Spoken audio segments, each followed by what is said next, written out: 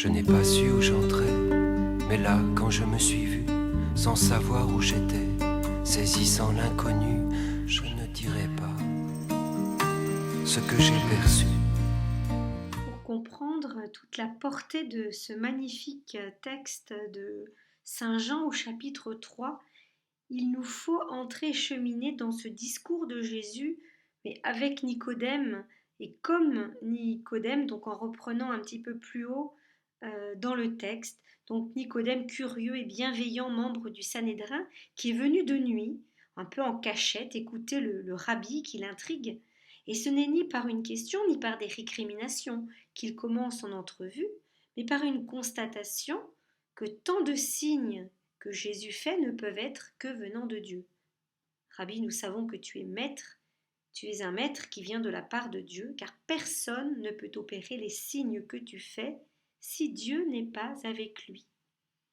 Alors, nous aussi, en chercheurs de vérité, nous accéderons à la lumière de ce royaume de Dieu, ce royaume de Dieu qui est la révélation du visage du Christ, puisque le royaume de Dieu, c'est la présence du Christ, mais dans ce pas à pas euh, du respect et de découverte et des questions-réponses du maître et de son disciple Nicodème. Nous avons le même chemin à faire. Jésus, il authentifie la démarche de Nicodème et sa reconnaissance en lui disant que en vérité, je te le dis, à moins de naître de nouveau, nul ne peut voir le royaume de Dieu. Donc cette renaissance de haut, en réalité, il en a déjà eu part puisqu'il a reconnu le Christ. Et du coup, Jésus l'interpelle sur cette renaissance et nous interpelle sur cette renaissance qui est pour tout homme né de nouveau ou né d'en haut. Et c'est vraiment la bonne nouvelle du texte. La vie nouvelle est pour tous, cette vie nouvelle qui est une renaissance à une autre vie en nous, plus intérieure, plus intime, faite de pardon, de petites victoires sur nos logiques de mort, de haine, de désespoir.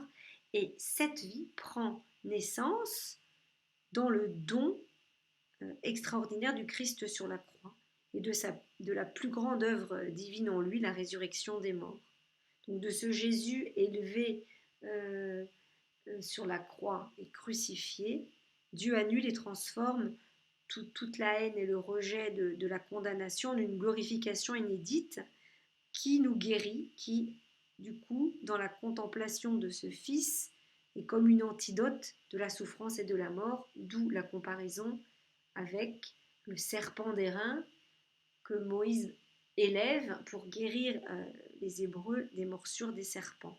Et du coup, cette renaissance spirituelle donne d'entendre ce souffle, le souffle de l'esprit. Le vent souffle où il veut, tu entends sa voix, tu ne sais ni d'où il vient ni d'où il va. Ainsi en est-il de quiconque est né de l'esprit. Donc toute personne qui est née de l'esprit est guidée par l'esprit. Elle entend le souffle, elle ne sait pas trop où, donc c'est dans le dessaisissement de sa foi, dans cette nuit de la foi. Mais ce qui est magnifique et qui est une bonne nouvelle, c'est cet esprit en nous nous fait accomplir des œuvres manifestées qui sont les œuvres de Dieu. Donc le chemin de cette contemplation du crucifié ressuscité, c'est vraiment la clé de notre salut, notre foi en cet homme, l'amour premier de Dieu, c'est les deux perles de ce texte.